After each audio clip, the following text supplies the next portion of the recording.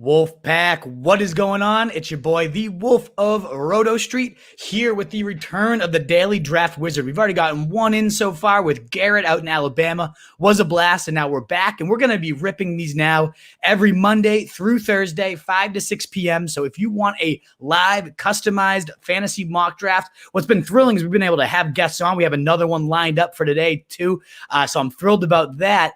But ultimately, if you don't want to come on live, that's fine. We can do it. You just DM me. We'll just do it with me running it. But we want to get as many mock drafts in between now and your draft. So if you want one, make sure you DM us your roster. And we also say if you are one of the first 15 or 20 or so to get in a podcast review, take a quick screenshot of it, we'll guarantee we get you on and get you a mock draft before your draft day for that little kind gesture that you could do for us too. But we are thrilled today picking up a new draft here, 9 of 12, half PPR, 2 wide receiver, 2 flex, defense, but no kicker, an extended bench here as well. We're going to be doing this for Dom, who I'm having on in just a second here as draft is coming up. So let's get Dom on to the stream. My man, Dom, what's going on? How are you, brother? I'm doing well, brother. How you doing, man? I'm really loving everything that you're pumping out and all the guests that you're having on. It's so exciting, dude. It's been a great summer. The Fantasy Pod Wolves series, we've had a great series. Evan Silva, Mike Wright, the Barrett, Barfield. We got a few more, obviously, Hardett's coming up. We got a ton of stuff coming still to end the summer, too, so I appreciate those kind words. Been a great summer, dude. I'm glad you've been paying attention. And you have a pod yourself, right? You do, is it like a beer pod? That's What's right. your deal? How's that going these days? I have a craft beer podcast, so if you're a craft beer enthusiast, I do the latest beer news and a unique craft beer review, especially here on the East Coast. So if you're into craft beer, you can have a listen to 3 Beers In. That's 2 N's at the end. Thank you for the plug. I didn't expect to come on here and start plugging my show, but if it's what you're into, give it a listen. It's a great listen for anybody that's into craft beer. Happy to give it the plug. It's a good time, and you've been a genuine fan since, as you said, we've been talking since like 2018, an original Wolfpack member. So that's why we got to get it in. Draft day, what, Friday? Yeah. Is that right? That's right, man. We've been best buddies since before Christian McCaffrey was somebody, really. Yeah. Okay. This was back when he was just a little wet nose, you know what I mean? So yeah, this Friday, it's the big money league. I'm a 2-time champion in the league. The money is great, but the bragging rights is what it's all about. We get a trophy and everything. It's really what fantasy football is all about. I got to win it this year. I want to be the 3-time champion. Let's get it done, my man. 3-time champ.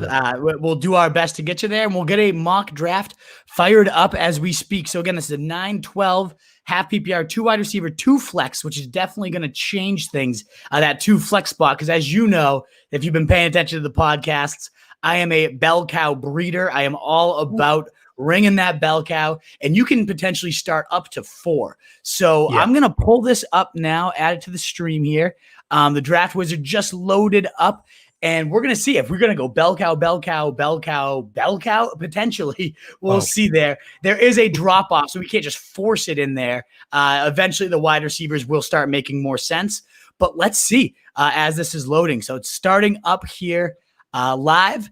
We're at the 9 pick, and Derrick Henry has fallen. Talk about a bell cow. This is my 5th ranked overall guy. I don't know if Clyde Edwards-Helaire is already gone. Let me just look at the draft log over here real quick. CEH did go. He's my number 4, so he's a guy I'd be looking at 9. Definitely if he falls. He didn't, unfortunately, which to me, my clear next guy is Derrick Henry. A lot would say Michael Thomas, sure thing, get your locked-in points. But I can't pass up the just stallion that is Henry. Now Lewis is gone, so there might be even a little more receiving upside if, God forbid, they give him more than the 1.6 targets he's averaged per game over his early career here. So I love Henry. He's kind of my no-brainer, a tier above the rest of these guys. But if you really wanted Thomas, I'd consider it. What do you think, Dom? What's your kind of pick here?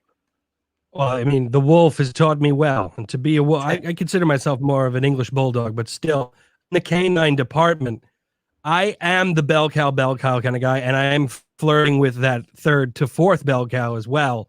So I would be torn here between the Derrick Henry and the Joe Mixon, because you don't want to be that guy who drafts the guy who takes the step back, so to speak. And that's kind of what I'm worried about with Henry sometimes. And I keep seeing that, though. Everyone keeps saying he's got it. He's bound to take a step back. We already saw his ceiling, and that's where we're drafting him now. But ultimately, we haven't seen the receiving. I mean, this guy was the number 2 back. I actually tweeted this out today. Number 2 back in fantasy once Ryan Tannehill took over. 23 fantasy points per game was like 5 more than Saquon Barkley over that span from week 7 on.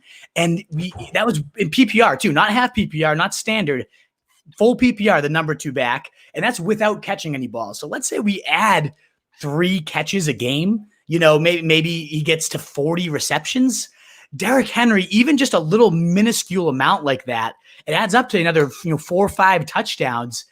I get the idea we don't want someone going backwards.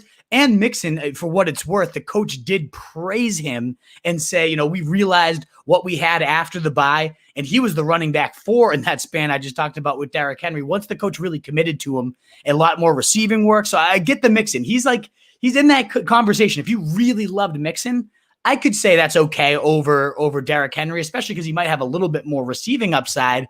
I just think the Stallion is the Stallion. I got to go Henry myself. So I'm going to draft as if it's my team. If you wanted Mixon, I would accept that. My gut would be Derrick Henry all the way. Awesome. It's just that whole caveat of the guy who takes the step back is just in my head only because of what happened to Saquon. With a high ankle sprain, it really screwed me up, and it hurt. It hurt my heart. It's painful. Oh, when you see your number 1 guy go down like that, we got some good comments already coming in. Chino Grigio, Wolf getting some sun. I got absolutely baked this weekend in many ways, but including by the sun. Yes, I got destroyed. Forgot to put on sunscreen after a long day on the boat. Did not do well for me, Chino Grigio. So thanks for noticing. I appreciate that. And everybody tuned in. If you don't mind tossing this a like, shares, all that stuff helps it get discovered. So thanks so much. I was going to send you a fantasy question. Perfect timing. Well, welcome on in, Jeremiah Moore. We'll be here every weekday, not Fridays, but Monday through Thursday, 5 to 6 p.m. So get your questions ready. Good to see you, Anthony. Go Mikey T. No way. I hate it. He told me he went like Tyreek Hill at number 2 when Saquon was on the board. So Anthony, I have no more interest in your fantasy advice. Get that crap out of there. CEH is my 4th overall. Jeremiah, yes, I absolutely love the landing spot. I've raved about him for many, many times. But just to summarize it, it doesn't matter how good you are when you're in this offense because Patrick Mahomes, Andy Reid, it's just going to be a fantasy points factory. But the fact that he's also a great receiver, thriving in camp, dominating with the ones after Damian Williams opted out, to me, he's a no-brainer at 4. I think it's 15 to 20 touchdown upside. We've seen it before Andy Reid, like 80% of his backs have finished in the top 8. Yes, absolutely CEH. 4th overall. But back to your draft, Dom. We are still in round 2 here, and it looks like the bell cows have thinned out, which is typically what happens. Even at 9, it looks like they're starting to drop down here. I would say, they're saying Josh Jacobs. I stand corrected, actually, because Austin Eckler is sitting here. He's my 11th ranked guy on my big board. I love Austin Eckler. The RB4 last year with Melvin Gordon there. When Melvin Gordon was out, the RB2. I get Phillip Rivers loves passing to it, a river of catches to his running backs. It all makes sense. But I think Eckler is just that next level. And are we really worried that they took Josh Kelly in the 3rd round? I'm not worried at all. Austin Eckler is my personal guy, whether it's half or full PPR especially. But Aaron Jones was the running back 2 last year. Jacobs, they're saying could get more receiving work, but then they go and sign Theo Riddick, so I don't know if I buy that. So those are the guys I'm considering because I'm sticking to, I'll show you the wide receivers.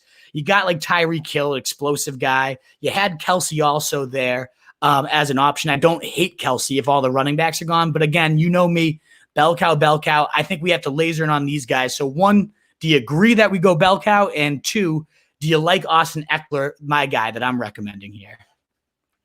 There's, like you said, Austin Eckler is that electrifying player. And how I was talking about worrying about the step back from like Derrick Henry, that is more with Aaron Jones here because I don't think he's going to get that many touchdowns again this year. And then you look at what really is the problem for me here so far in these mock drafts that I've been doing at 9 is you're staring down the barrel at a part of that Kansas City offense that you missed out on when you didn't get EH.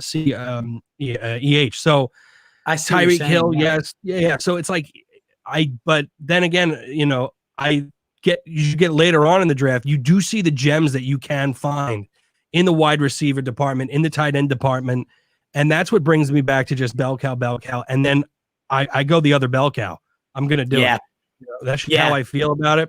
And Austin Eckler was the guy who's been on my radar for sure. Awesome. I mean, yeah, and I think that's one of the big advantages of drafting towards the bottom of the draft is you get a shot at 2 of these top 14. There's 14 of them, in my opinion, and Aaron Jones being and Josh Jacobs the last of the 14 that I still accept as my like high-end bell cow. After that, it really drops off. There's some guys we'll talk about in a second in round 3 that I could like, but this is your advantage drafting at the bottom of the draft is taking two stallions. I think you have to accept it because you can't let a Josh Jacobs and Austin Eckler fall to Zeke, fall to a surefire thing. So, you know, I definitely agree. We're going Austin Eckler here. I mean, again, my I think 10th ranked player overall. To get him in round 2 would be a glorious sight. Could be him, could be Miles Sanders, could be Kenyon Drake, even though he's got the little walking boot thing going on. I'm not worried about it. Ultimately, I think you have to look at bell cow, and then we'll see what type of guys are available for the running backs here. Fournette does get the volume. It's gross. It's ugly. I'm starting to warm up to the fact, though. I mean, this was the running back 7, and almost everything went as bad as it could in terms of the touchdown department. But then there's Jay Gruden loves his committees. He signs Chris Thompson, who always steals receptions. There's no way Fournette even approaches the 100 targets he saw last year. So he makes me a little worried. But I also want to see, did Jonathan Taylor go? Because he's become I wrote about him earlier this week. Feel free to check it out on rotostreetjournal.com. If you have not, I'm trying to, hold on. How do I search in this thing? Just go to, where is it? Running backs on the top, I think. It's by, I can't see the top of the thing. Oh, yeah. That little mock draft simulator thing's in the way. All right, here we go. I'm making a full screen. I hope that doesn't screw up how it looks. There we go. No. Running back. Okay. Let's see if Jonathan Taylor. So, yes, he is still here. There's a decent chance he would make it in round 4 based on these rankings. But I also he's going to be that guy to me that like I wait on and try to get cute. And if he's gone, he's gone. You also mentioned, though, you want a piece of that Chiefs offense. We see Patty Mahomes sitting here. Is there any shot that actually happens? Would that happen in your real draft? These guys are quarterback happy, but I mean, in a couple of mocks, I see him in the 4th round, and I can't not take him in the 4th. I mean, I can't not take him almost here. If you thought it was realistic he'd be there, I'd take him. And I'm always me from 20, whenever we've been talking, I've always been pure wait on QB, but Pat Mahomes is different. This guy could realistically throw 55 touchdowns with the weapons he has this year. It's real, and he's just an otherworldly talent that's just zoned in. Even despite getting paid, he's watching more and more film every single night. Just the guy's a savage. If you want to assume he's there, I'll take him right now. But ultimately, we want to also have this draft be realistic, and there's probably a good chance he's gone. No. Oh yeah, he's gone. And even if he's there in the 3rd, I still want that bell cow. I want someone who's going to get the volume, who's going to get those touches, because that drop off, when you've seen it. When you go into those later rounds, it is garbo. Oh yeah, absolutely hideous when you get out there. It's just you're just going through the dredges. And ultimately, to me, there's only 3 guys I like here. I like Carson. We saw what he could do last year. Not a whole ton of switch. They have Carlos Hyde there, but I think he's going to be a clear number 2, more of a Rashad Penny concern than it is Carson. Fournette, again, as we said, the running back 7 last year, still gets it done as unsexy as it is. I do, again, just love Jonathan Taylor. I know he's probably the least guaranteed of those 3. I would have said Melvin Gordon a couple of weeks ago, but he's gotten dinged up. He's been out of shape. Kind of looks like crap, according to beat writers. Yeah, he says he can't breathe right now, and he's playing in the thin air. Exactly. I'm not about that. So I'm not into that. And I was real into it. I have him in a lot of early drafts, and I'm not afraid to admit when I got to jump ship. I'm jumping ship on Melvin Gordon, and I'm jumping ship onto Jonathan Taylor. I mean, they're saying it's a hot hand approach. This guy is a stallion of all stallions, literally averaged over 2,000 total yards over 3 seasons. I mean, it doesn't get any more pure bell cow. He's going to be running behind the best offensive line in football. Yes, Marlon Mack's there. He might start behind Marlon Mack, but they said it's a hot hand situation. They faced the Jags week 1. I think we could get just a classic like Derrick Henry dismantling of the Jags. And you have 2 pretty safe guys in Eckler and Henry in terms of we know what they can do at least, and the floor is pretty high with them. I like going Taylor here. Now, if you wanted a sure bell cow, or if you think Taylor could make his way to round 4, is your league good on rookies? What do you think? They're more on the sure shot guys. So I do feel like I can get him in the 4th round. I think that on that wraparound, being that it's so short, and especially if the Patrick Mahomes the name Patrick Mahomes is still there, that is going to bedazzle a whole bunch of people. And this is the first time we're going to half point PPR. We've been standard the whole time, and I think that's going to keep people focused on wide receiver a little bit too much. So I think that he'll be there, and that's when I would be comfortable taking him in the 4th. I see that. So then if that's going to be the case and you want another stallion, well, let's just check wide receiver, right? Just because, again, eventually you'll need receivers. Although I do, again, I think we're going bell cow, Taylor if he's going to be there in round 4. But you do got to love Adam Thielen. I think that Vikings D takes a step back. He's going to get peppered. I have him. I mean, Amari Cooper in that offense is going to be real tough to stop if he's playing that Devontae Adams role. There are some great receivers, but when you ultimately might only start 2 of them, I still think the bell cow advantage is very real right now, and we can fill in those wide receiver blanks later. So if you think you're going to get Taylor later, who do you like out of this Carson Fournette, Le'Veon Bell, Melvin Gordon mismatch? So I know there's a lot of talk right now that Le'Veon Bell is Le'Veon Bell and he should be able to bounce back, but I am from New York and I know that the Jets are a black hole and they even killed Chris Johnson. So I don't think Le'Veon Bell is coming back from that hell. No, Melvin Gordon, again, the guy can't breathe. Yeah, no, it's not. He can't breathe in the Denver air, and I don't want to have to deal with that situation. And then I think the dark horse here is Leonard Fournette. I think that a lot of people are sleeping on him. A lot of people are just letting him fall under the radar. But also, Carson, a little bit concerning to me, being that he had that hip injury. And I don't know how he's going to come back from that. So that scares me a bit. I would take the chance on Fournette. I like it. I like all the logic. I mean, a hip for a steamroller type of running back too is certainly something I need to see respond, and we don't have any time to see it respond, and he hasn't really been in camp. Unfortunately, I don't know if you just saw it, but Jonathan Taylor did go. And again, maybe the computer's listening to me here. That would have been devastating to me because I do have Taylor above Fournette, not a ton above Fournette, but I don't want to miss the shot on him. And so that would be a little bit upsetting to me.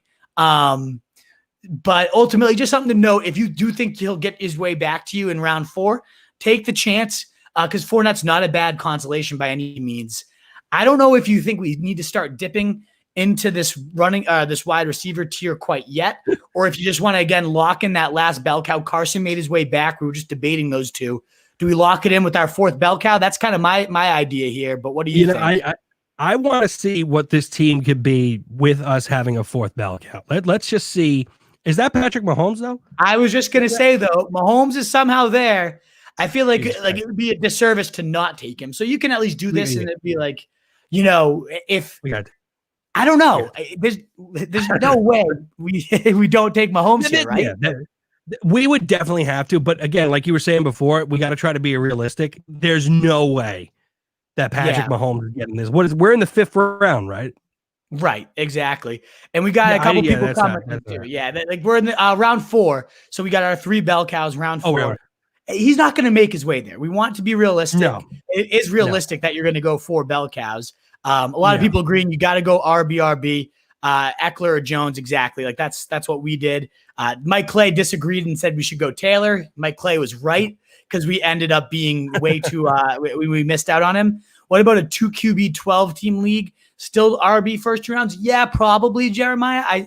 It definitely switches the argument. I'd be happy to run you a mock draft when all is said and done. The supply-demand argument is very different when it's 2 QBs. Still, it's such a deep position that I end up kind of dipping in like the Brady, Stafford, and then Teddy Bridgewater Carson Wentz. Like you can get like Bridgewater late as your number 2, and then also add like Drew Lock. So you get 2 real late guys, and then maybe take one of Wentz or Brady or Stafford. So you get one sure thing. That's kind of how I approach that. That for me, it depends on how far QBs. So he's kind of answering that as well. I totally agree. You got to wait for him to fall in all leagues. And then Taylor or Connor in the 3rd round. Taylor was gone for us. I still go Connor. I go Taylor, not Connor.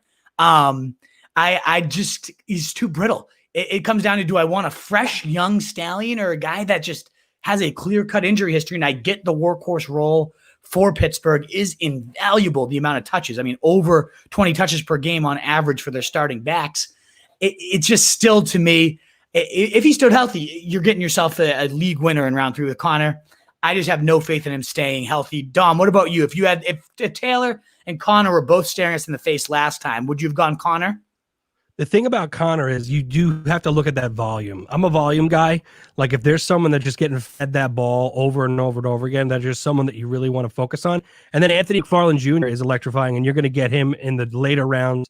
No one knows about him. Well, not that no one knows about him, but he's there, and he's also an electrifying player that, God forbid anything does happen to Connor and you picked him, you're going to have that guy as your handcuff, and you're going to get him at a very, very cheap price.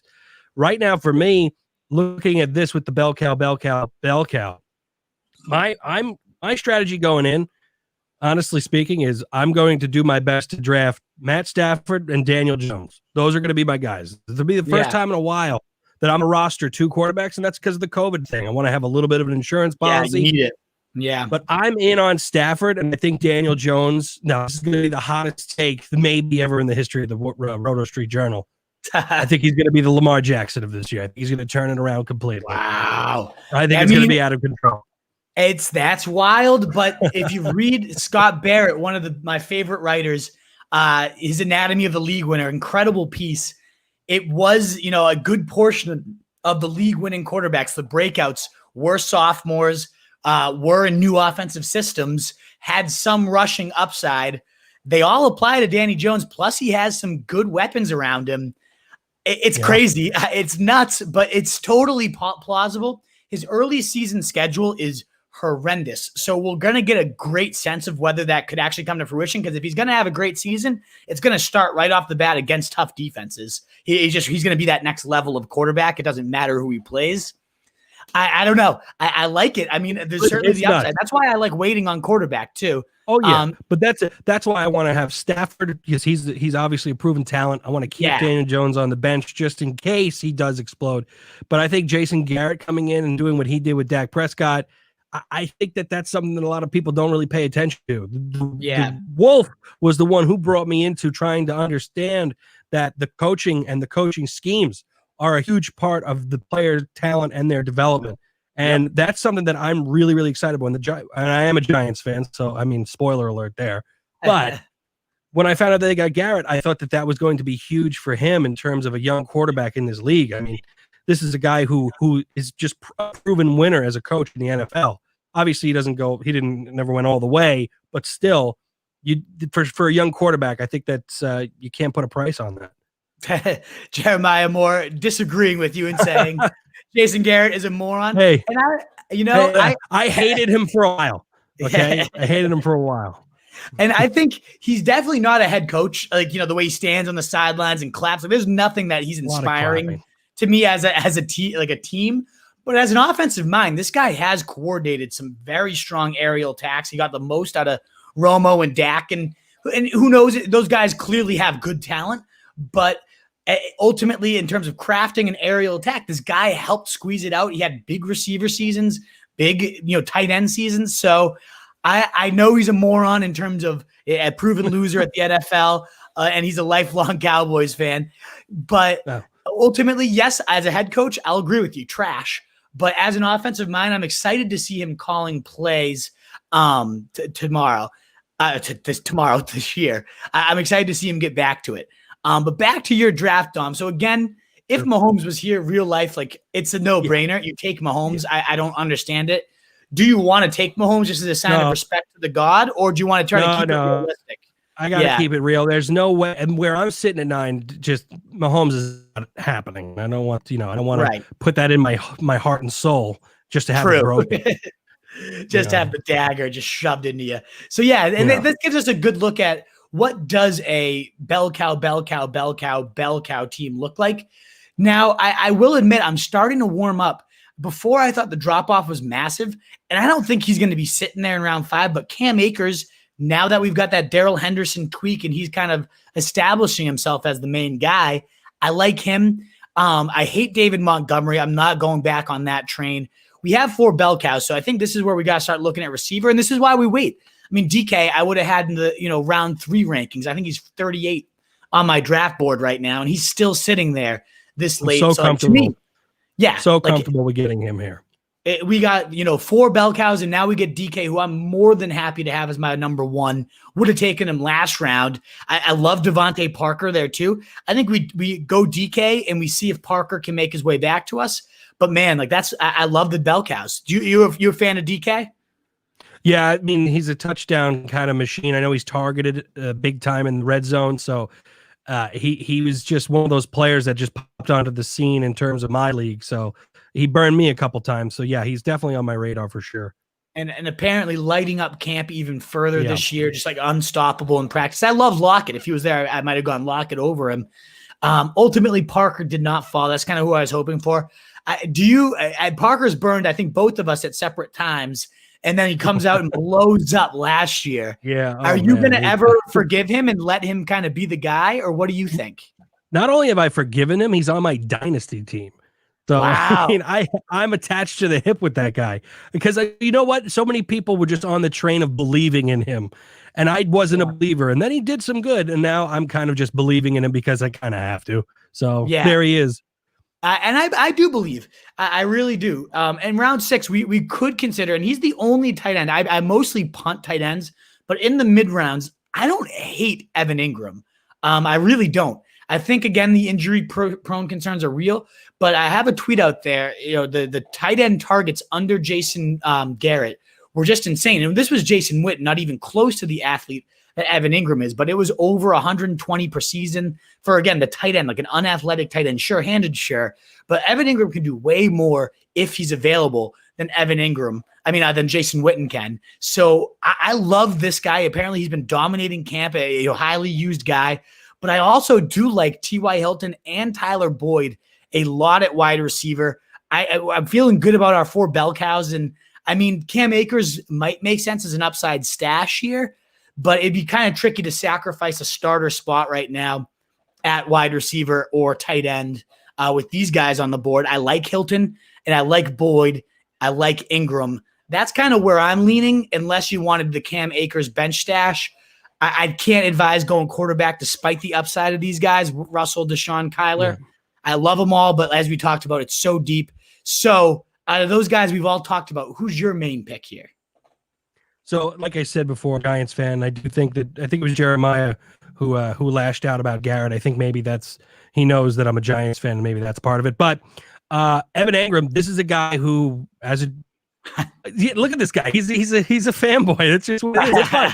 I actually listen, and as a Giants fan, so I've been burned by Witten a lot. I like Jason Witten. I think I like a good football player. He's a good football player, and he's a real baller.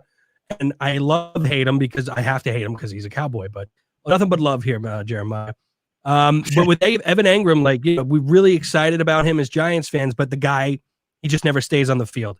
So yeah. I understand his talent and what he can do when he is on the field.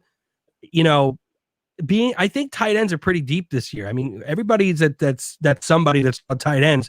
They're pulling out names like you wouldn't believe about people that you should be getting in the last round that are going to be able to be viable at some point. So I think that I got to fill in that wide receiver 2 slot here. And I'm a big fan of T.Y. Hilton. Again, he's a baller. He's just always out there producing and stuff like that. So, and now with AJ Green, I'm not concerned about him, obviously, taking anything away from Boyd because he's hurt already, and that's par for the course for AJ Green. So I think it's either way who you go with. I would go with either TY or Boyd here and then see where we're at with tight ends on the other side of it. I think I agree. The depth at tight end, maybe Ingram falls to us next round. We could really consider it. Mike Clay asked if Chark was available. He's not. He was gone. Definitely a name I would love to go here if he was. I really am a big fan of Chark. And as you said, AJ Green out ultimately does open up, and what I think is even more important than normal years, this time for Tyler Boyd to work as the one with a rookie quarterback. And all the reports out of The Athletic, Tyler Boyd's back to that, not that back, but he's still that alpha number one he's been for the last couple seasons, the clear go-to guy all over the field for Burrow so far. So I like him as well. I kind of lean to Hilton, though, the upside. I'm all about just the deep ball with Rivers, happy PPR. Those big receptions aren't quite as much that Tyler Boyd will bring. And we got this one, too. He likes your Danny Dimes take. It's bold. You got to go big. You got to go big. Because if you hit, you're a genius. Yeah, exactly. I love his call. I like even more than Danny Dimes. I love Teddy B this year. He's my guy. He's my locked-in guy. You can get him in the last round. I think he's going to light it up, Dylan. So you're definitely a wolf. I know you turned in here before. He agrees with your strategy too, Dylan Adams does, of waiting on a tight end, grabbing Gesicki. There's so many late that you could just pick up, and you'll feel, and I've been flirting with the idea of rostering a couple too, because, with this whole COVID thing, I don't even know what they're going to do, in terms of a game plan. If people do get the COVID, like, does the whole team get shut down? Does the game get canceled? That could really screw up your week. Right, exactly. And it could come out of nowhere without a backup plan. So I'm all about, you got to load that bench up. But yeah, as Mike says, I like him over Hilton and Boyd and Jay Gruden offense. I think I do too, DJ Chark, but unfortunately he's not there. So we have to decide between those two guys. Let's go back to the suggestions here. And I go Hilton. I know you said you like Hilton too. So let's line him up here. Lock in two good receivers. I will say, I feel like Hilton is like my new Larry Fitzgerald. If I could be so bold with that. It's just a tried and true, Right. And it looks like a good reason. Like, it's good that we did, because now as it's going through all these players, Marvin Jones, I don't mind as my 3. I like as a wide receiver 3, actually. I'll go as far and say, but I don't love him as my 2. Even though, again, he'll finish as probably a top 24 guy. It is a little bit boom or bust. So I love Marvin Jones. I think he's a great value here. I think we definitely can consider him in the 7th. But I don't love it. I don't need to go it. Our guy, Evan Ingram, is gone, and I'm not really reaching on any of these guys now that we've gotten over there. Watson's kind of a tier above a lot of these other QBs, but again, I'm waiting there. So I'd like to look and see, who's here at running back. I really like J.K. Dobbins compared to this crowd. I'm going to pull the cheat sheets back up and just make sure there's not somebody like I'm in love with sitting here. But I mean, James White, nothing special. We're at bench here. So this is where you're kind of loading up on upside.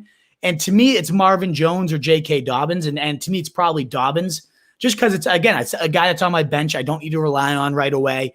I still love John Brown late at wide receiver. CeeDee Lamb is sitting there. So I also like Zach Moss in this range. Those are kind of becoming the two guys I'm really looking at, with Devin Singletary, playing behind Moss and Camp a bunch.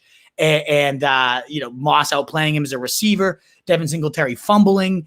All that stuff is leading me to get higher and higher on Moss, but still, J.K. Dobbins is like the man. I mean, he's just such a good talent, and he's one Ingram nick away, a 31-year-old Ingram at that, from having the Ravens backfield. I don't think he's going to split too much time with Gus Edwards. I'm not buying Justice Hill.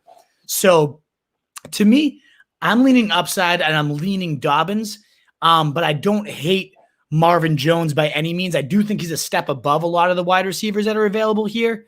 And I'm not going to Deshaun Watson personally, but if you wanted a quarterback, he'd be the play. So that's my 2 cents. Let me ask you a question. Where in terms of the draft, like, are we on the short wrap round, or is it the long one? I think it's the short one. Yeah. So it goes us, and then we come back in like 8 picks or 6 picks. It looks like. Yeah. So we've got 4 bell cows.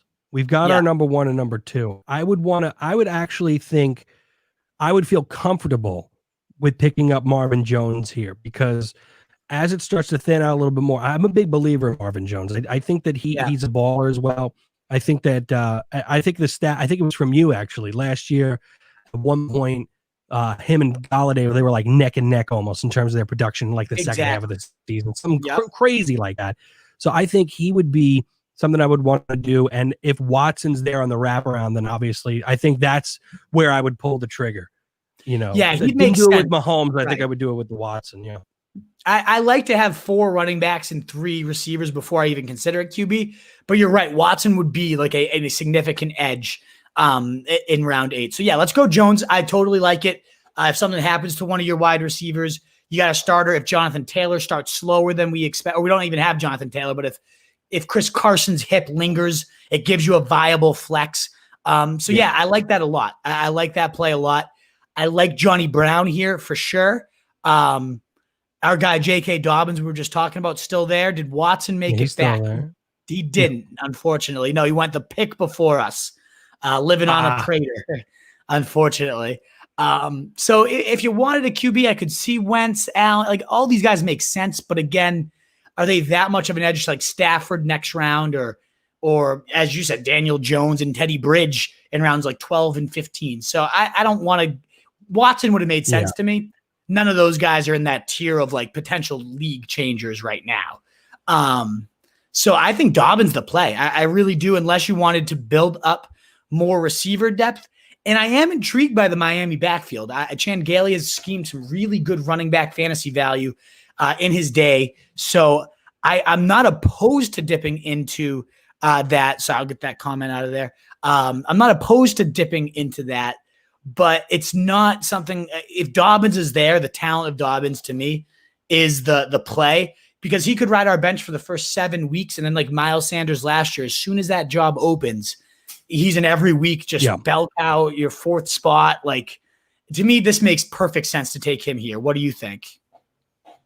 That, you know, I got to agree with you there, and well, because this is actually what makes a season is when you do pick up on that player that will just pop in there later in those mid-weeks or the later weeks, take over. That's why, for me, I'm going to be on my radar. I'm targeting Chase Edmonds and Alexander Madison. Like, I want these elite, these guys that can do so well if they get put in that role.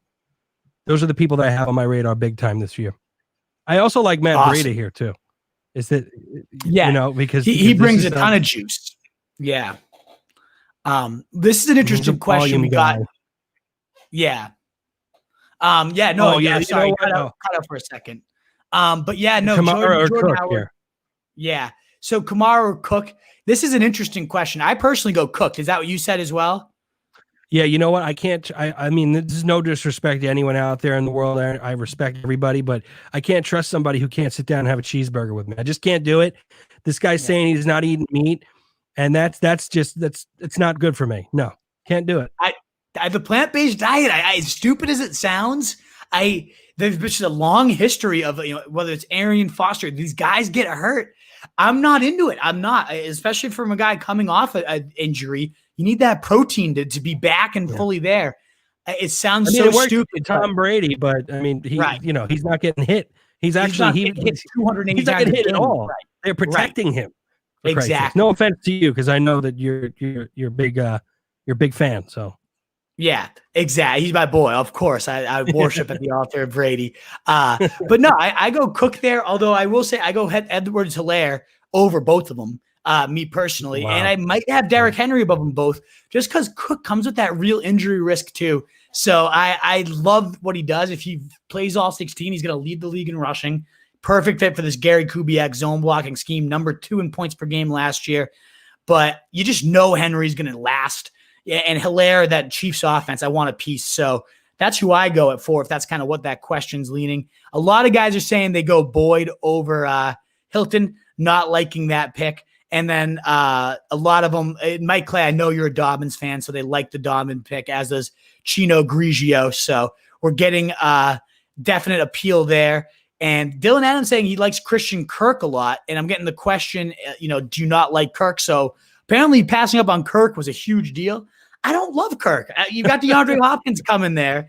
And I think DeAndre Hopkins is the man. Like, this knows you're going to get the 180 targets a year he's like getting in Houston. No, but as much as I love the Kirk facing number 2 narratives, and now he's going to be able to do more, I get it all. I just don't think the consistency is going to be there. I really don't. So no, I'm not into Kirk. I'd rather have Marvin Jones if that's who was going there.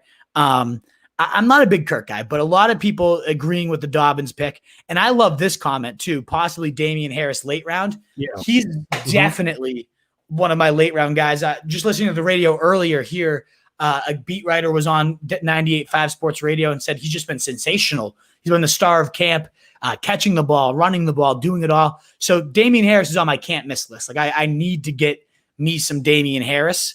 So yes, between him, McKinnon, like there's definite rounds, and Zach Moss right now too. Those are some guys I'm going to look at on my cheat sheet. Even I like Breida, the juice he brings, as we just talked about. Murray, we're sitting here raving about Alvin Kamara going down. Murray would obviously be a steal. I'm looking at these wide receivers. I like Sanders, definitely good depth, solid play, not huge upside. I like Preston Williams, looking great on the field. I love me some McCole Hardman. It gives us a cheap little avenue into there. You talked about the handcuffs. You got Alex Madison. But to me, it'd be a no-brainer. If Antonio Gibson's sitting there at this point, I know we're stacked at running back. We don't need another running back. But Darius Geis is out. Antonio Gibson's 230 pounds and runs a 4.39, can catch the ball, played receiver. And the rub on him is only 77 touches. I get it. Why didn't he touch the ball? I don't know. I don't know why he didn't get more touches. But so far in camp, it's like the quote was his quarterbacks have him on speed dial, how much he's been getting the ball. He's getting the ball in the run game, pass game. I mean, if he emerges a 12 to 15 touch guy, he's going to be a monster on that freakish ability. So to me, he's that upside play right here, even though you don't have quite the depth at wide receiver. So like McCole Hardman could make sense. Preston Williams could make sense. I like Antonio Gibson the most personally. And if he was sitting there in round 9, I wouldn't have a second thought about it. What do you think? It's crazy because I had Darius Geis in my dynasty league, and then he went and did probably the worst thing possible, of course, with what he did. Yeah. And I made it a point to, in my rookie draft, to get my hands on Antonio Gibson. So I am a big believer in him. I don't care why he didn't touch the ball that much, because when he does touch the ball, it's electrifying. He gets the ball into open space. He gets to the second level and he gets it done. I feel more than comfortable. He's been on my bench in almost every single mock draft that I've done, Antonio Gibson. Let's do it. At this point, that upside's too real. And again, we might have seven running backs forever. I understand that it's all day Adrian Peterson, but still, there's going to be that moment where he just stops being all day. Yeah, exactly. And think about this team too. They're going to be playing from behind more often than not, which would favor a Gibson. McKissick's been involved and he's been impressing too. But ultimately, it's the upside. I got to go the upside there. So here, our running backs are pretty stacked, and there's still some intriguing ones. We got Matt Breida. I like a lot at this point. McCole Hardman fell, and I love Emmanuel Sanders as just like a safe, steady. We're going for so much upside. And Jalen Reagor, though, I also love, is like dominating in camp. I wrote about him yesterday. Every single day, no matter what newspaper you read, Jalen Reagor is just going bananas. He's moving all over. He's in the slot in 3 wide receivers. He's starting in two wide receivers on the outside. Lots of bubble screens, lots of slants with bodies draped all over him, deep fades, burning Darius Slade for 50-yard touchdowns. Everything about this guy has been that he's just electrifying camp. So I like going Jalen Reagor here if you want the safer, just like to balance out all the risk we're taking, because we are going for a lot of upside without much floor. I think Sanders offers a very, very safe floor. It fits exactly what the Saints want to do. Short, intermediate, run after the catch, can still get deep for those timely shots as well as those jets. He's just a seamless fit here too. So I love both of them. And then I love the upside stab of McCole Hardman in the off chance Tyreek Hill ever went down.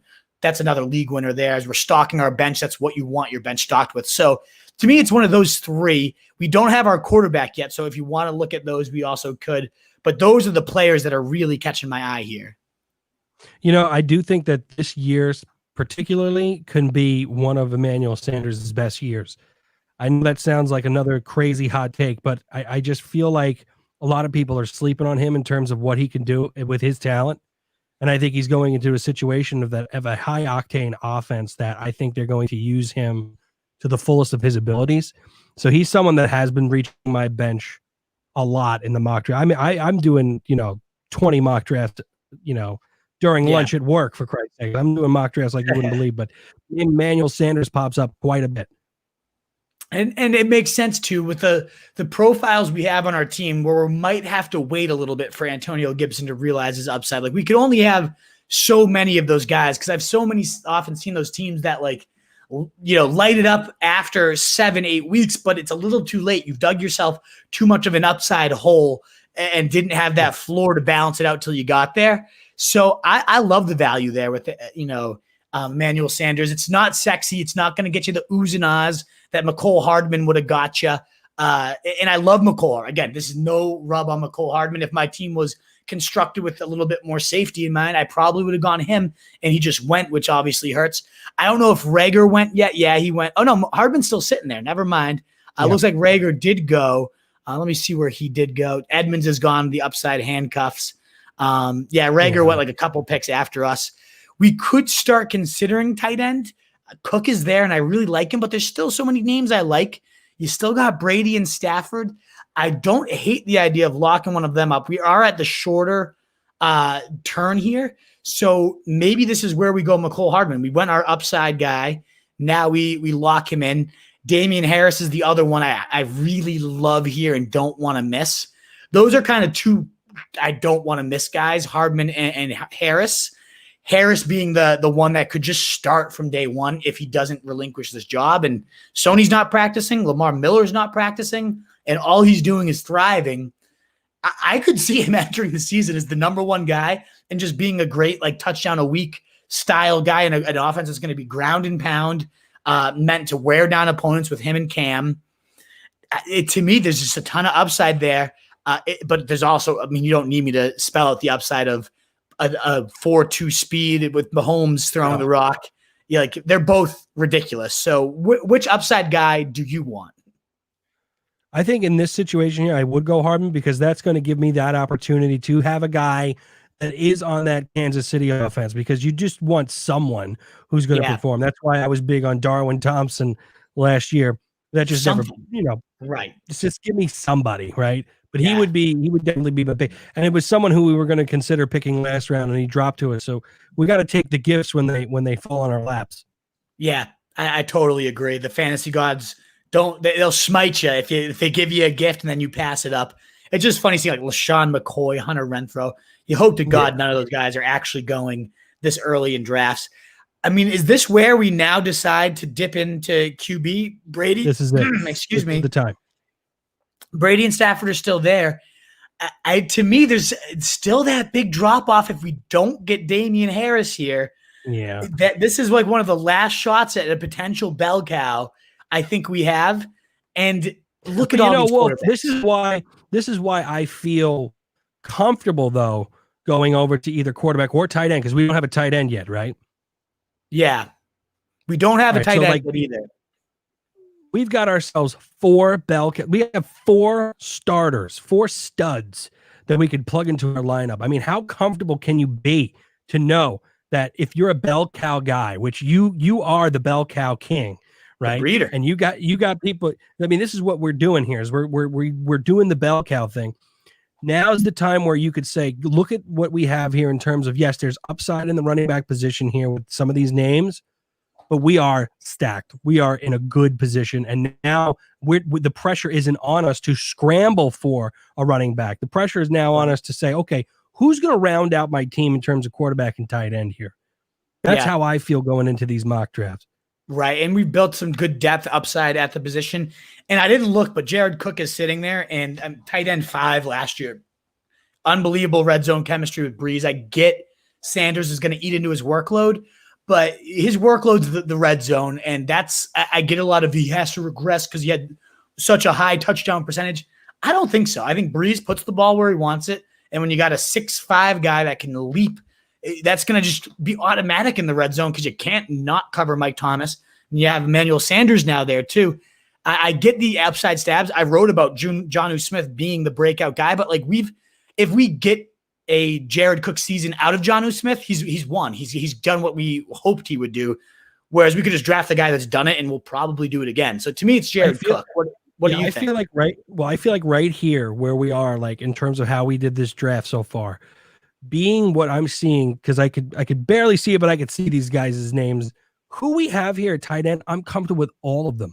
I'm comfortable with drafting Cook now just to make sure that I get them, and I'm feeling all right picking up any of these guys at a later time in this draft just to make sure I shore up my bench with another tight end just in case the COVID hit strikes. You know what I mean? Yeah. This is okay for me because I feel like people don't really realize how deep tight ends really are this year. And I'm okay with it. It's been in years, man. I mean, there's so many freak athletes. So if you're not in love with Cook, I really do like Cook. So that's why I'd take a stab. But if you're sitting, you're like, not my guy. I do think, I mean, you got Brady with Mike Evans and Chris Godwin. That could be 40 touchdowns. Yeah, I do like that's Stafford, the potential for a big thing. Yeah. I think Brady's just completely undervalued for what the upside could be there. To me, he's got like the highest. I love Stafford and what he did last year. I would be happy with him too. But Brady's like if one of these guys is hucking 45, I think it could be Brady. I would go Brady or Cook are my two guys. Yeah. What's your pick? Well, Brady would be the only person who doesn't eat meat that I would have on my fantasy football team or in my inner circle. So yeah, I would go with Tom Brady here, it's even over Stafford. Yeah, because he's even got Gronk down there, which is just his boy. So like it's gonna do well for us. And that division. Plus, I still think we can get Daniel Jones. Yeah, and the division's going to be shootout central. Although Danny Jones, he's sitting there. Damien Harris just went, unfortunately. Can I ask you a question here, Wolf? Do you think that Baker Mayfield is going to have a bit of a bounce back season? Like this is the guy who was the guy. No, you don't believe it. I don't. He's too chubby. I don't. He's too chubby. Exactly. The camp reports it's not dazzling. He's missing receivers. That passing game is out of sync. It's not like, he's not getting it down. I don't like Baker anymore. I know I was all in last year, but it's easy for me to now be all out. I would never take Baker above Tannehill or Daniel Jones. And I'm Teddy's boy. So like even though Danny Jones is your guy, so we could take him here. There's not really a running back at this point. That kind of makes me regret missing on Damien Harris. To me, I would consider going Jonnu. The tight ends are starting to now Jared Cook's gone. There's only so many I can accept there. So let's go and see, what's there. There's still some upside rookie receivers. We'll get to them. I think you can go, where's tight ends here? Oh, this is all receivers. I got to keep scrolling down. Gesicki, Hawkinson, Jonnu, and then it's like Doyle and Ebron. So there are still some tight ends. Herndon, like you can keep punting tight end if you wanted to, if there's a guy you really liked at another position. So if you want your guy, if you really think he could be that guy, Danny Jones, and it like makes you happy to leave the draft with him, this could be the play. I personally am not advising it. I'd say go Teddy Bridgewater a few rounds later, but I know it's your draft. I want to take a screenshot at the end that's goes to show what you want for your squad. So is Daniel Jones your locked in guy here? I really do like Teddy Two Gloves. I mean, this is a guy who was so electrifying before that terrible injury that he had. But I'm telling you, I do believe somehow, some way Daniel Jones is going to. I mean, look, we were so huge on Baker Mayfield. This guy was doing all these commercials. He was the guy. He was the next face of the NFL, and now nobody wants him. He's too dramatic. He's too chubby. He's not the guy anymore. I think Daniel Jones could be. Oh, Jerick McKinnon, I like him. I think he's gonna. I just wanted to pull that up. I didn't mean to interrupt you, but no, it's okay. I do think though, my hot take, because it's piping hot. This take, Daniel Jones, he's the truth. It's going to happen. Danny Dimes is going to be finishing in the top 5. Okay, I did say Lamar Jackson last year, but maybe top 5. Okay, let's just maybe hedge it a little bit. You got to get your guy. You got to get your guy. Get my guy.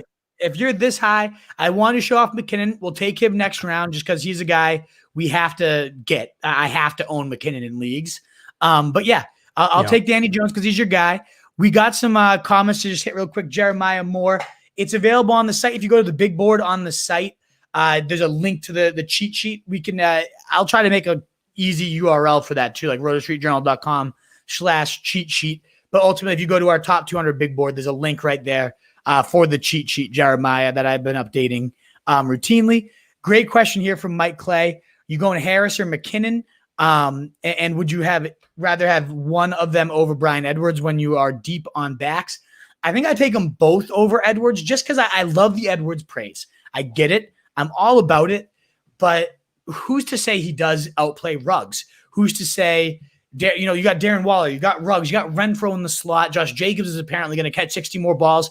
And Derek Carr is your quarterback. So something can't add up here. Whether it's Edwards is the one that's overhyped or it's just a spread the wealth offense and you never know what you're going to get.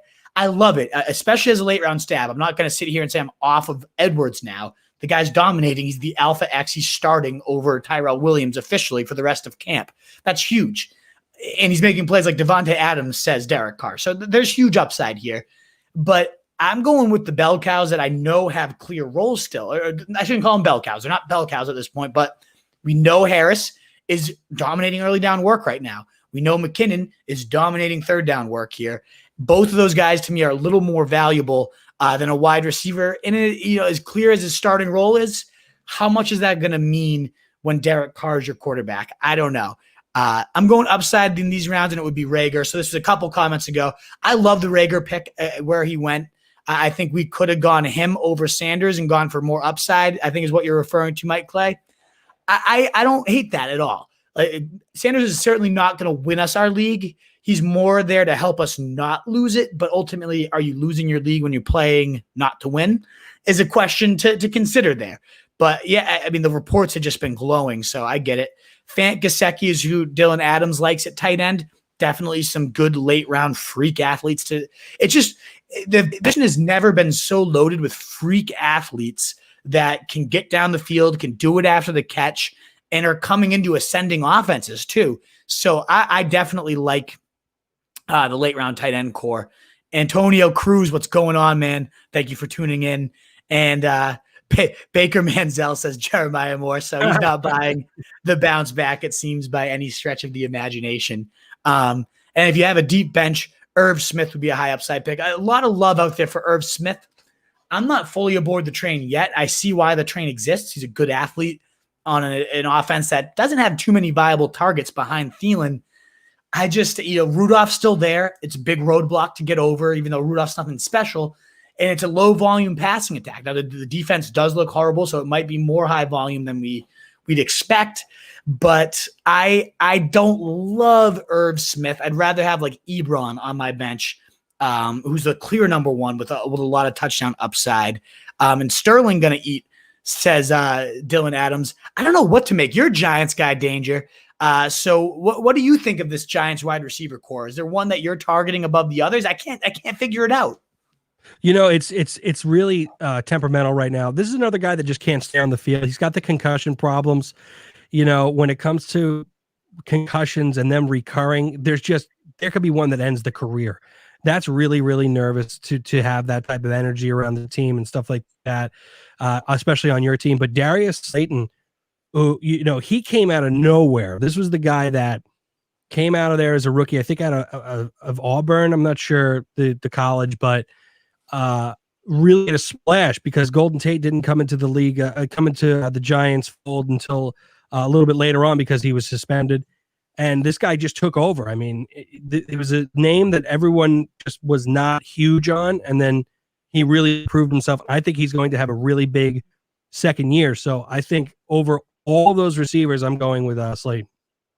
Yeah, those guys aren't available here anyways. But yes, I agree. I agree with you. Slayton's the one that I think could develop into that true alpha. I rank them Slayton, then Tate, just because we've seen it from Tate, and he had a good rapport with Danny last year. And then I go Shepard last. So I'm not really agreeing with you here, Dylan. Unfortunately, I don't think he eats. I think he's like the fifth on the target totem pole out of all these guys. And it is a loaded target totem pole, which is maybe why your Danny Jones pick could go down as a quality one. Mark the word. We shall see. We shall see. But I think this is the range. It makes sense to target the tight end. My personal favorite's Jonnu Smith. I wrote about how I'd rather have him over Rob Gronkowski. I mean, the yards after reception Only George Kittle averaged more per catch. So you see an efficiency metric like that that's led to a lot of, Mark Andrews was very high in that last year. And you say, okay, could this guy come into more volume? Well, Delaney Walker was out last year and he didn't do anything. This is a different year. He's had the whole offseason to build that rapport with Tannehill, to have the coaching staff already come out and rave. We're drawing up creative ways to get them the ball because he's so good. Bill Belichick came out in the playoffs and said, this is the best tight end after the catch in football. I think I trust his eye for talent. Not too bad at his job, I wouldn't say. So I love Jonnu Smith. I think he's going to be the clear number 2. You got your A.J. Brown, and you guys all know, if anybody's been watching this for a while, Corey Davis can go sit on a fat one. Like, that guy's a fucking douchebag. So I don't believe in him at all. We have Derrick Henry. We talked about how his reception upside could come up, but he's not going to be the number 2 ever. And they didn't really make any other moves at receiver. So I think it's because they like Jonnu a lot, and he's been peppered in camp so far. That's my guy. A lot of people like Gesicki. Clearly, the experts like him more. And I'm not on the Hawkinson train, and I'm not on the Jarwin train. Do you like Jonnu over Gesicki, or what's your pick?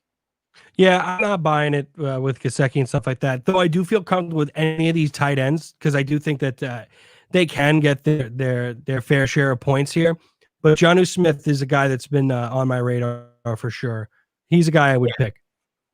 Yeah, I'm going to go Jonnu. The only other guy I really like here, again, is McKinnon, but according to these rankings, I think we can still get him later. So I'm going Jonnu. No one in my league is going to go McKinnon. I know that for sure. They were sleeping on him when the hype train was there, and then he got hurt, but still. I know McKinnon just went. Literally every time we talk about a guy, he gets picked. I would have loved to have McKinnon there, but then again, the tight ends here, it's like, I'm pretty happy we have a solid guy. I don't hate, Cone Burrow or Bridgewater at this point. I don't hate Benny Snell just because he's emerged as the clear cut. I know you were talking about Anthony McFarland earlier. Exciting talent, but from everything in camp, Snell's a little slimmed down this year, and he's operating as the clear number 2 to Connor and would be kind of the projected feature back. Paris Campbell, an upside talent, as is James Washington, led the Steelers in receiving last year. Or do we get another tight end here to balance out Jonnu in case he doesn't pan out? I like Herndon. Hawkinson does have some upside. And I like Doyle a lot too. So what are your thoughts? What would you like to go at this stage of your draft? So I think that if let's look at the roster real quick and the construction we have. So we have a surplus of running backs, right? And we have a number of wide receivers. I can't really see. Yeah, we got. I'll zoom in over here. Tom Brady, Henry, Eckler, Metcalf, Hilton, Jonnu, Fournette, Carson, Marvin Jones, Dobbins, Gibson, Sanders, Hardman, Daniel Jones. I don't think we need to think about running back anymore. I think that those tight ends, though, they're going to be there. Right. They should be there. The question would be like, is Snell ever entering your lineup? If Dobbins and Gibson, if one of them pans out, or, if as long as your 4 guys are there, I can't even see, even if Connor went down, Snell being ultimately all that viable for the roster you have. So this might make sense to get my league winning quarterback, Teddy Bridge, or targeting, is Brian Edwards still there? We can go back to the cheat sheets. Who are some late round guys that you are definitely looking to stack up on? Well, Paris Campbell and Washington, those are the 2 names that do pop up quite a bit on my radar when I look at Edwards is there, by the way. So, I like the idea Edwards, of Edwards here. I like that upside is pretty good. Yeah, I think over those guys, we might be getting a number 1 in Edwards, whereas we already have Hilton. Like, it'd be really tricky to use him and Paris Campbell in an offense that's most likely going to be built around the run. So I like going Edwards as the highest upside, like potential number 1 receiver here. I think we got to go him. I think that's the play. Yeah, Edwards and Chenault has always been on my radar as well. As he should be. And I think we could consider him that I get late. I think he absolutely should be on that radar. A do-it-all threat that is dominating in camp so far, impressing in a number of roles. He's huge upside right here, Laviska Shenault. I could totally take him right here. The Snell upside handcuff situation is there still. Or we could go, I'm guessing my QB, Teddy Bridge, is probably still sitting out there. We could just lock it up with my personal league-winning quarterback as well. Although, again, would you actually roster 3 quarterbacks? Probably not, although you have the deeper benches too. So to me, it comes down to Bridgewater or LaVisca as the 2 with some real upside I love here. Do you have a preference between either of those guys? I never really considered 3 quarterbacks until now because, there is a bit of a premium in this league that I'm in on quarterbacks. So I do know that they'll all go. And I've been in a position before where Cam Newton was dog shit and there was no one on the waiver wire for me to pick up to try to at least make my season viable. So I actually might pull the trigger here and go with Teddy Two Gloves because the talent we know is there. He's throwing the ball downfield like a madman. Yeah. I would pull the trigger on him for sure. Absolutely. The yak monsters around him and an offense designed to generate tons and tons of yak with Joe Brady made Burrow a stud after a decent season. I mean, I love it. I think the upside's there. That to me is like if Lamar Jackson was sitting at the end of your draft last year and you just didn't take him because you already had to, you would have regretted it. So now we have the ability to play the matchups with Brady and Daniel Jones and Teddy Bridgewater. We could just pick whoever's facing whatever crap defense. That division is going to be full of shootouts.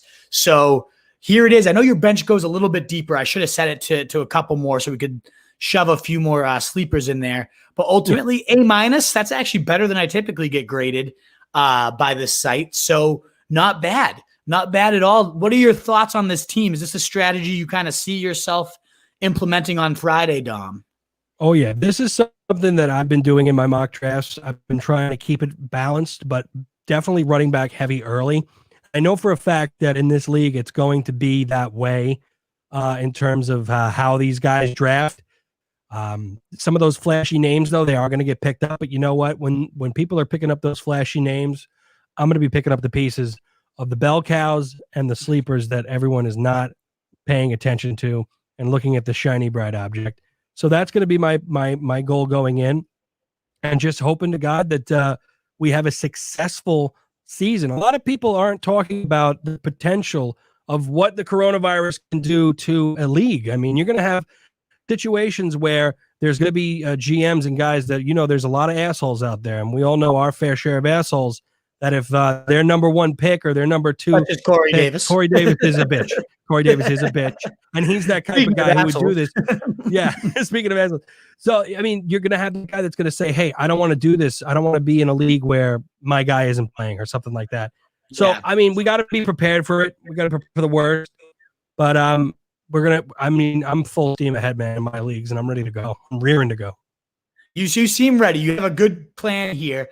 So that will wrap up the draft. I'm just going to kind of, if you want to stay and answer some questions, feel free as we rifle through some of these last comments. We got a handful here. Most of them are just comments here, but Mike Wright made me a Blake Jarwin believer. Mike Wright was on the pod recently and did rave about Blake Jarwin. I see it and I don't. Like, ultimately, behind all those receivers, those 3 potential alphas, and then you're also behind Zeke Elliott. I get the touchdown upside, but McCarthy has never historically schemed to the tight end. We barely saw any viable ones. No matter how many Jared Cook, he was going to be the next Jermichael Finley, and then it was Jimmy Graham, and it just never panned out. He's not the guy I'm going. I get it too. I get the touchdown upside in a high volume offense, but I don't see him having enough to really be viable. Are you a Jarwin believer or no? Not really, and I'll say this. And again, no disrespect to people who don't eat meat, and also no disrespect to people who like to just pay attention to certain people. But sometimes, if you really hone in on someone's take on somebody, it could burn you. If you probably don't even know the name Shemazi Pirine, but that was supposed to be the guy who was going to bring me to the promised land all across the world, and it never happened. Yeah. Okay. It wasn't you, but there was somebody who was saying Samaji Pirine this, Samaji Pirine that. It's not Pirine, it's Pirine. I mean, it was just awful. And I was just honed in because I thought this was the guy, and it was not. So you got to just, you got to make your own decisions, and you got to look at all of the factors that go into it. And McCarthy, like you said, I mean, like I had said before with Jason Garrett, and what he could bring to the table for a player, it's not historically the way it is with McCarthy. Yeah. And speaking of that too, with the Giants, I don't hate, especially in a deep league, Caden Smith, the backup to Ingram, a solid player, did well. I think he had 2 touchdowns in 3 games last year and would inherit that very high volume tight end role should the injury imp bite Ingram again. So, if I'm stashing a late tight end, I got to put Caden Smith on Raiders. Again, very, very late, but like best ball around 20 or something like that. Could definitely see him coming into some monster games if Ingram misses time. A couple other sleepers people are shouting out like Boykin, BC Johnson. Number 3s in low volume passing attacks. I mean, names to file away, but no one I'm targeting, Dylan. I liked a lot of your comments today, especially that Corey Davis is a bitch, but not a fan necessarily of Boykin or BC Johnson. And that wraps it up for the comments, the draft. We got our screenshots. I'll send you a message of those, Dom. But obviously hit me up on Friday if there's any like last minute things you need to run by me. And of course, let me know how the draft goes, what bell cows you end up getting. I think you're going to come out with a stud. If it's something like what we just did, you're in really, really good shape. So well done, my friend. Hey, man, I couldn't have done without you. You keep pumping out some excellent content. I mean, some of the names that you're getting on your show, I don't know how you do it, man. I don't know who you have working for you in the background or what's going on there, but I mean, it's really spectacular. You're my best kept secret. I hate the fact that I want to tell the whole world about you, but I just can't do it because these are the people that I want to beat. But I know for a fact that with you in my corner, I can't be defeated. I love it, my man. We will get that title reign going again this year. Best of luck Friday. And I'm going to remove you, but Dom, thanks again so much for joining. It was a pleasure, buddy. And everybody else out there, if you want a draft done for you, feel free to DM us. We guarantee if you review the podcast and send us a screenshot, we will get you in. We don't have to do it live. We can do it behind the scenes even for you. But ultimately, thanks so much for tuning in. We'd love to help you get ready for your drafts. And you can find all our content again at rotostreetjournal.com. We breed and feed fantasy wolves, pumping out new stories every day. And we just released, check it out, the off-season Bible. The only way you can get it, we're not selling it, but you can make a donation to the Pete Frates Foundation. I'm going to have a website page on the rotostreetjournal.com. But if you're interested in supporting a great cause, the Team Freight Train doing amazing things for ALS patients, check that out on rotostreetjournal.com/Frates. Any donation gets you a free draft guide. And so check that out and make sure you get your draft guide so you're ready for the draft. Alrighty, guys. I'm the Wolf of Roto Street at Roto Street Wolf. And if you're listening on the podcast, thanks so much. Until the next daily draft, every Monday through Thursday, 5 to 6 p.m. We'll see you next time. See you guys.